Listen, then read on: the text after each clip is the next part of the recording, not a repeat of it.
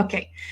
So I've got a beloved student who's become one of my really good friends, Nora. Hopefully, Nora, you are here. I'm going to unmute you.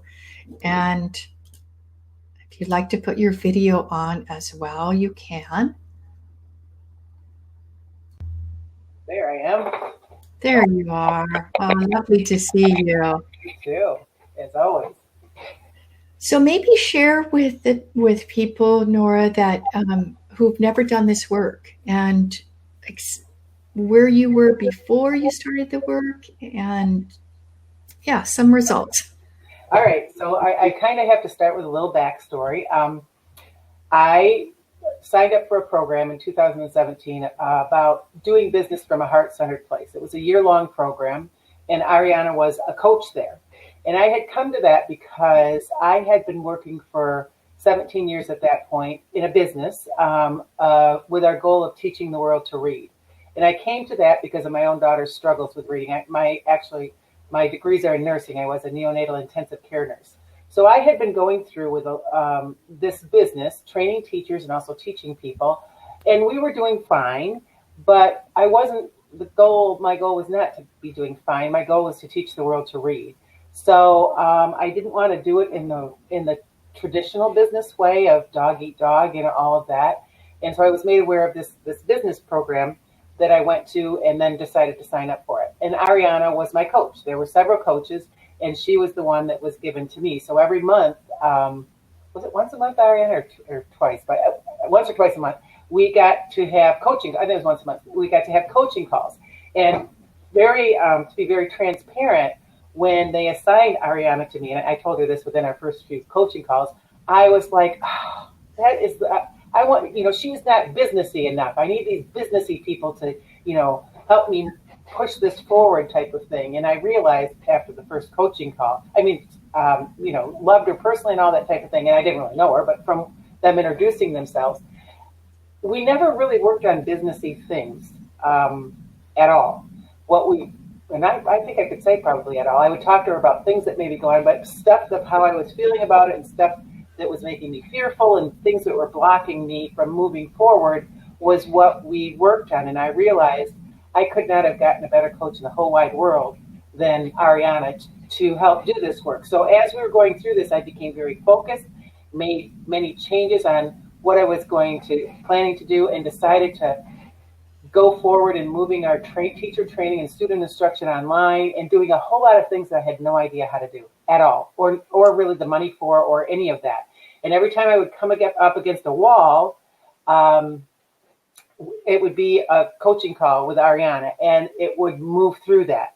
And so then I decided many times that I needed even more. I needed more Aryana. And it was almost like when these things came up that were stopping me from moving to where I needed to go, I started scheduling private sessions with her, and stuff just began to open up. And I realized, and I knew this kind of, but I truly realized that everything in every area of my life that had limitations were not because of the situation. It was because of what was and wasn't inside of me, or what I wasn't connected with inside of me. And Aryana would zero in on it every single time in the most loving, caring, sweet, kind, supportive way. And things would just open up in so many miraculous ways that didn't even make a lot of sense. So we've stayed connected, and I've been in some of her group coaching stuff, and even a book study that we're doing, with a group online, and kept moving forward with my online training to where that became a reality. And miracle after miracle is all I can say. When I became willing to be open and to release all of these things and become more connected with my higher true self, these miracles just kept happening. And the most recent one, I would say, before COVID, so probably about January, there was a gentleman that I have been connected with. He's a teacher who couldn't read, is the name of his book. But we've been connected for about 12 years and working together. And he did some things that were really trying to intimidate and push me to do stuff that I didn't want to do, and I really stood up for myself.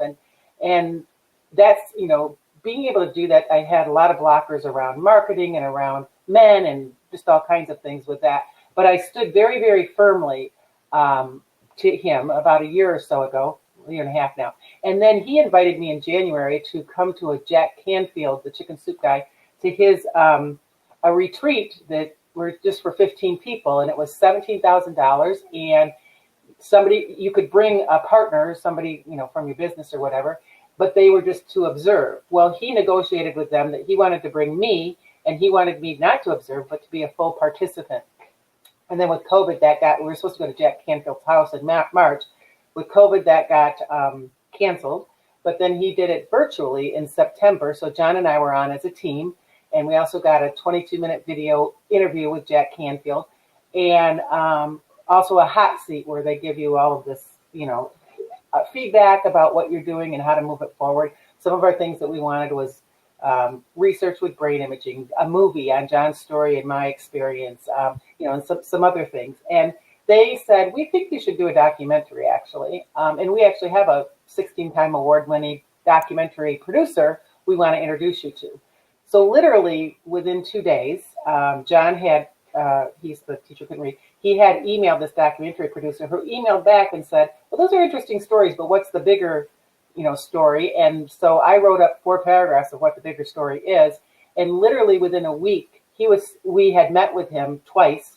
And the second time he said, I know you're supposed to have $25,000 up front. I don't care. Have a few $1,000s. Everybody I talk to, this might be the biggest work of 60-some documentaries I've ever done, the biggest work ever, and we need to move forward. So, that's all been since the end of September. And so by next fall, we will have a documentary using my story and John's on literacy and moving toward more high-level literacy for all in society. So that's just an example of the miracles. That's a big miracle, but there's been so many miracles.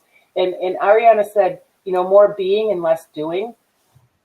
I opened up to being really connected and not pushing like I thought I needed to do, but really being connected with doing the right things for the right reasons, with my work as well as personally and all of that. And all of these opportunities just literally fall into my lap. Another one, as we're doing this documentary, we're like, well, we need somebody because we're going to try to change the conversation around dyslexia.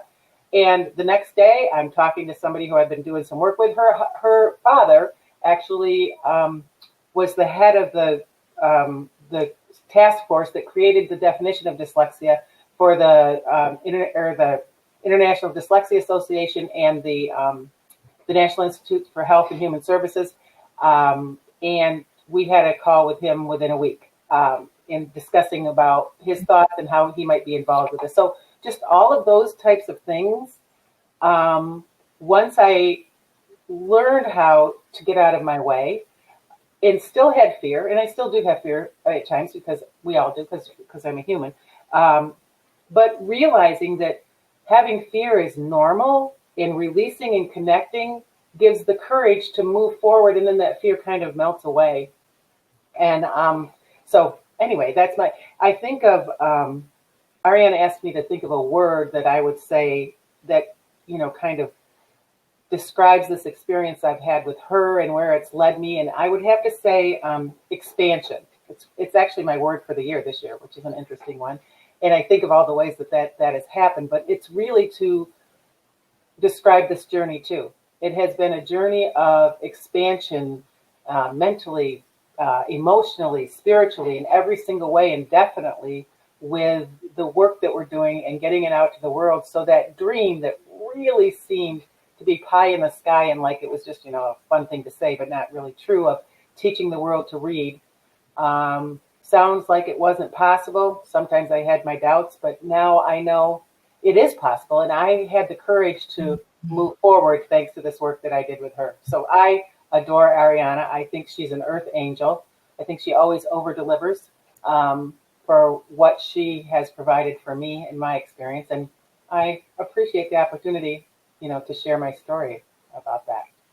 Oh, Nora, I got chills. Thank you so much. Thank you for sharing your story and your heart. And because I know there were times where there were tears and Oh, it's like it's too hard and it takes courage to do this work. And you had the courage, you had the metal, is that to say, like the inner metal, and well, look you what, helped me have that. If it weren't for you, I wouldn't have had that. I mean, I'm sure it would have been there somewhere, but I wouldn't have been able to bring it out. So yeah.